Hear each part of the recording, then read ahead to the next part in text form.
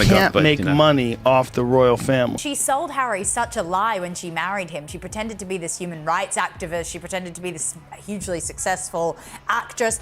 Meghan hasn't chosen to ditch private jet flights. She simply can't afford it at the moment, can she? She doesn't have enough mugs who are prepared to waste all that money. All of which suggests that Meghan's scam jam shop, as ever, is not pulling in the cash. He was after William first, apparently, before he got married. Well, let's not act like that whole trip to England wasn't to actually find a British husband. She married for money. It's very clear she bagged the elephant. She was thrilled. She became a, quote, princess. Oh, honey, when the black SUVs started rolling out of Meghan and Harry's Montecito mansion, it wasn't just staff leaving. It was like a full-on silent escape. No farewell parties, no Instagram goodbyes, not even a cryptic quote posted to the grid. Just one by one, poof, gone. First to vanish, the communications director, then the private chef, and then, get this, even someone from Meghan's hand-picked, oh so hyped brand innovation squad. But the real tea? The nanny. Yep, even the nanny dipped out, and according to whispers from behind those hedged gates, that's when Meghan snapped. Full-blown panic, like DEFCON 1 panic, because when the nanny bounces, that's not just inconvenient, that's catastrophic. They're already living a billionaire's lifestyle, let's just be honest about it, and they are not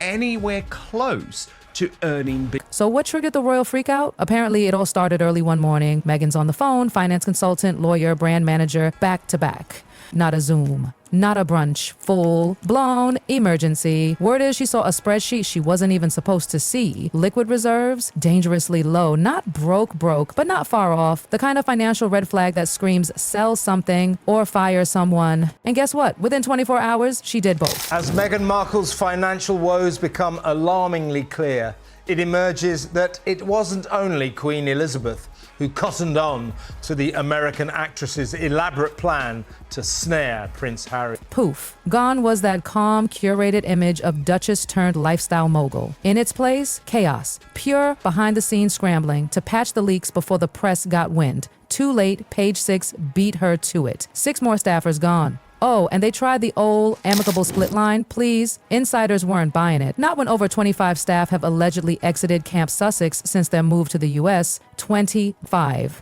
That's not employee turnover, that's a mass exodus. What's worse, many of them left after Meghan launched her so-called as-ever brand. The jam, the dried flowers, that paper-thin rose that was supposed to be her post-royal empire. Problem? The empire never empires. Behind the dainty labels and Pinterest-worthy captions, the harsh reality was loud and clear. The stuff just wasn't selling. Insiders say the return rate was wild, way above what they expected. Margins? Unsustainable. So while Meghan's Instagram was waxing poetic about simple joys and elevated living, her CFO, oh yes, she has one, was busy flagging red after red. Payroll, in particular, was a growing monster. Right from the outset, William, we're told, saw right through Meghan and swiftly concluded that she had not the slightest intention of staying in the royal family for long. And when the pink slips started stacking up, it wasn't just the interns and assistants. Oh no, even a senior advisor reportedly walked out. Why? He warned them their spending was outpacing their income, even with Harry's inheritance, even with that Netflix money still kind of active. But then came the real blow, the nanny. Some say she left because her paycheck was late. Others, they claim she saw too much, like spreadsheets laying around the kitchen screaming trouble. As one Hollywood insider put it, when the nanny walks, it's not just personal, it's structural. And Meghan, she shut down, canceled meetings, skipped Zooms, delegated anything and everything while she scrambled for a spin. But girl, you can't spin an exodus, not when ex-staff are already whispering, not when neighbors are spotting moving trucks idling just beyond the hedges. And darlings, that was only the beginning. At the end of the day, the reality is she was a suitcase girl who got a D-list kind of job on Suits, which wasn't even a very successful cable show. And the fact is, Hollywood is competitive. If she couldn't crack that, she definitely can't crack any other market. Before there was Jamgate and Rose Regrets, before the Netflix doc and the lawsuits, there was a quiet moment.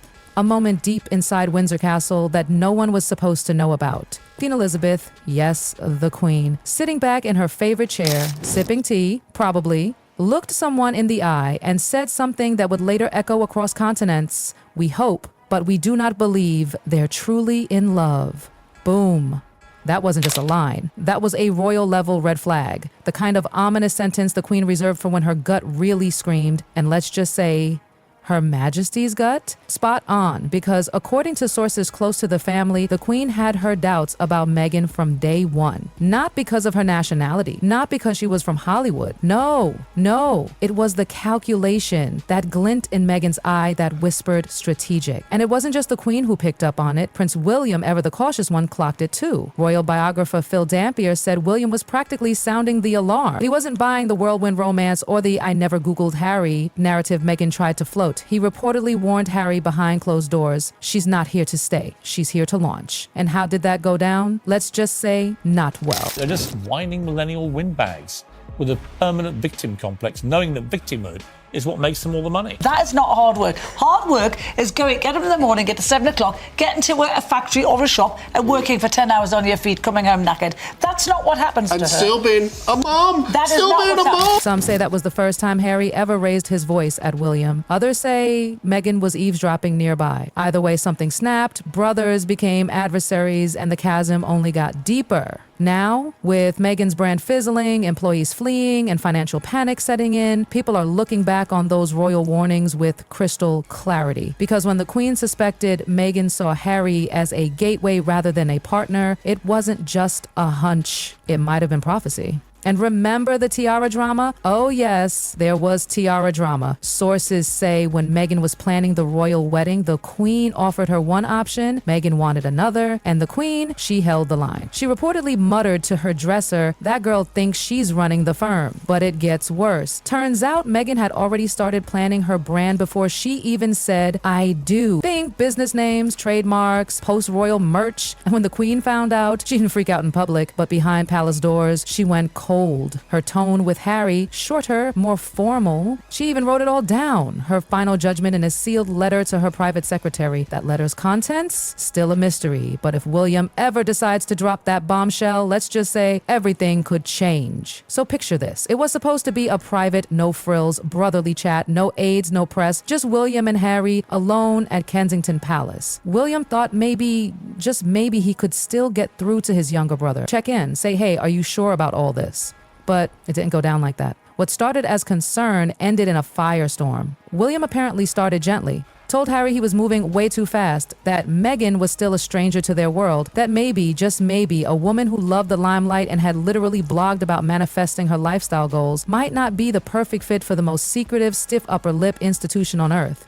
Harry didn't hear any of that. He heard judgment, worse, he heard jealousy. Insiders say he exploded. Some say it was ice cold. Others say it was volcanic. But either way, he accused William of trying to ruin his relationship, of picking Meghan apart just because she was different. American, outspoken, ambitious. And when William pushed back, asked if Meghan would ever fully commit to royal life, Harry left, walked out. And Meghan? Sources claim she expected this. She allegedly told people behind the scenes that William would try to block her, that it was inevitable. So when Harry came home, fuming and shaken, Meghan was ready. She comforted him, framed it all as us versus them. That night, Harry went all in. From that point forward, there was no middle ground. The brothers stopped speaking regularly.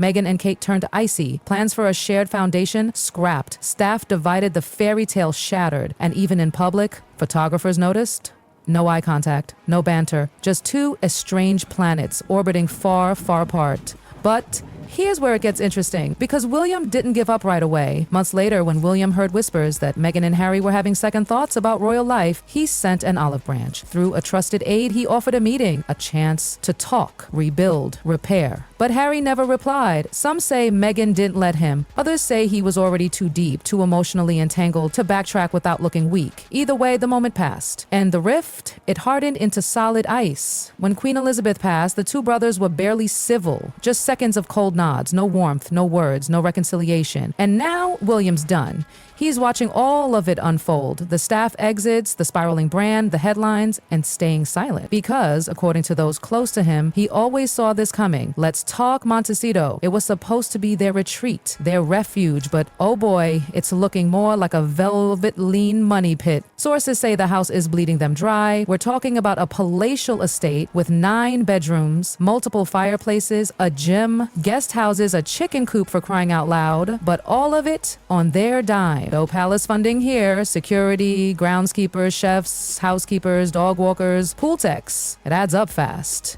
And Meghan, she's reportedly fuming that expenses keep skyrocketing while revenue does not. And then came the refinancing drama. Allegedly, they tried to restructure some debts on the house, but lenders, not exactly eager. Apparently, one flat out said, "You're spending like Silicon Valley, earning like Instagram influencers." Oof. And remember the As Ever brand? It was supposed to be Meghan's comeback tour. Whimsical jams, dry flowers, pastel dreams. But behind the Instagram filters, disaster. Return rates were higher than forecasted. Retailers allegedly backed out after tasting the jam. Yes, really. One review called it gray and joyless. Another, cough syrup vibes. The Chateau Meg Rose? No better. Pretty bottle, terrible taste. Critics dragged it for being flat and indistinct, and customers? Furious. Sky-high shipping, cracked jars, zero refund process. People began comparing Meghan's $30.00 fruit spread to $4.00 grocery store brands and calling hers a scam. Enter the hashtag #ScamJam. And it took off. Even Spotify had enough. Meghan's Archetypes podcast launched big A-list guest buzz polish. But behind the scenes, she reportedly skipped creative meetings, delivered late recordings, and focused more on sounding perfect than being authentic. And when the numbers tanked, that was it. Quiet cancellation, huge money lost. Netflix? Same story. The initial docuseries, hot, then ice cold. Executives expected more, instead they got vague pitches. Concepts with no legs. A kid's show, a nature doc, a drama loosely based on Meghan's life, all flopped in pre-production. Insiders say Netflix execs joked, "We're not the Meghan Markle fan club, we're a business." And the worst part? Performance clauses. Rumor has it they're close to triggering reductions in those juicy Netflix payments. So Meghan tried to pivot. Again, this time a wellness competition show. Think Shark Tank meets Goop. The feedback? Yikes, too unfocused, totally off-gram for a duchess. Executives weren't biting. Harry? Oh, Harry. He's reportedly working on his own project too, something about sustainability. But people say it's vague, lacking structure, no hook, no punch. One exec allegedly said they want to say something, but they have no idea what. And here's where things get wild. One afternoon, Harry storms into the home office. He's got a protein shake in one hand, messy notes in the other. He's lit up, excited. "This is it," he tells Meghan. "The big idea, it's some eco-tech app to encourage small, sustainable actions. Noble, sure. But Harry? No tech experience, no developers, no funding strategy. It's like he read one Wire article and thought he was Elon Musk. And just like that, her failing jam brand was now officially a full-blown controversy. Let's talk about Scam Jam. Oh, yes, it's not just a hashtag anymore. It's the unofficial nickname Meghan Markle's As Ever brand earned. And honey, the gossip isn't slowing down. It all started so dreamy. The launch, flawless. Pastel aesthetics, soft lighting, poetic captions about intentional joy and quiet elegance. The internet called it Meghan's Gwyneth Paltrow era. It was curated down to the last calligraphy swirl. But then the jam actually arrived. And that's when the illusion fell apart. Buyers were confused. And then they were furious. Food bloggers said it had the texture of melted cough syrup. One reviewer swore it was so thin, it couldn't legally be called jam. That's when the term fruit spread became Meghan's branding downfall. The hashtag #ScamJam took off like wildfire. Twitter tore it apart. Customers compared her $30.00 jar with grocery store brands that cost $3.00 and actually had fruit in them. People mocked the product's tagline, "A dash of delight." One snarky TikToker replied, "More like a splash of disappointment." Oh, and trying to return it? Good luck. Buyers were hit with automated emails, no refund process, and ridiculous shipping fees. Some even received broken jaws and thin packaging. Screenshots leaked, receipts were posted. The backlash was louder than her PR team ever imagined. And then came the rosé. But Meghan, she's not admitting defeat, not even close, because behind the scenes, she's activating the fixers. Enter the Hollywood fixer, the behind-the-curtain type who cleans up messy reputations, the one you call when everything's going sideways and the headlines are starting to bite. And the fixer's first advice? Get ahead of the narrative. Why? Because the celebrity's silence has gotten deafening. For years, Meghan floated through Hollywood like royalty in exile. Power tables, elite dinners, cozying up with billionaires and cultural icons. But now, the air's gone cold. It started quietly, just Harry spotted at a local cafe, cap low, pacing, on the phone. Witnesses say he froze mid-call, stared into space, visibly distressed. Yes, multiple offers have been made. A docu-show about life after royalty? Meghan initially said no, but now she's allegedly asking what would it look like, and that? Well, that says everything, because when even the jam becomes a joke and Hollywood's power players stop answering your calls, it's no longer a brand, it's a meltdown. And behind the Instagram filters and curated quotes, that's exactly what's happening.